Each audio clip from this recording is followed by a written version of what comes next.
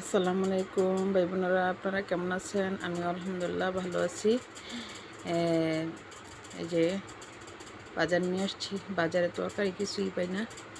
এবার মিষ্টি আলু আনছে, মিষ্টি আলু কেটে নেব, তারপরে এগুলো ভালো করে ধুয়ে নেব, ভালো করে পরিষ্কার করে ধুয়ে নেব।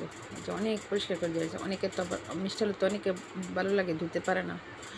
আমি ঘেঁটে ঘেঁটে ঘেঁটে ঘেঁটে তারপরে মিষ্টি আলুগুলো ধুয়ে নিয়েছি। আমি এখন ধুয়ে নিয়েছি, সিদ্ধ বসাই দিচ্ছি। এখানে ভেন্ডি ভালো করে ধুইতে হয়। অনেকে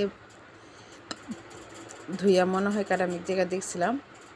কারণ ধুইয়া কাটলে কী হয়, কাটটা ধুলে কী হয়, এগুলার বের হয়ে যায়, এই যে কী যে বলে, লেওলা হয়ে যায়। কিন্তু ধুইয়া কাটলে ভালো। আমরা সবসময় ভেন্ডি ধুইয়া কাটি। আমি ধুয়ে সবগুলা ভেন্ডি আমি সবগুলা রান্না করে নিয়ে অল্প দিয়ে নিয়েছি। ভেন্ডিগুলো কেটে নিয়ে নিলাম, এখানে 2 পিস আলু দিয়ে নিলাম, পেঁয়াজগুলো কেটে নিলাম, সুন্দর করে সব কিছু কেটে রেখে দিলাম। এখন আমি চুলায় রান্না করব। আমি আজকে ভেন্ডি দিয়ে আলু দিয়ে সরপুরি দিয়ে রান্না করব। আমি এভাবে একবার রান্না করছি, আর রান্না করিনি কখনো ভেন্ডি দিয়ে কোনো মাছ, শুধু ভেন্ডি ভাজিই করছি।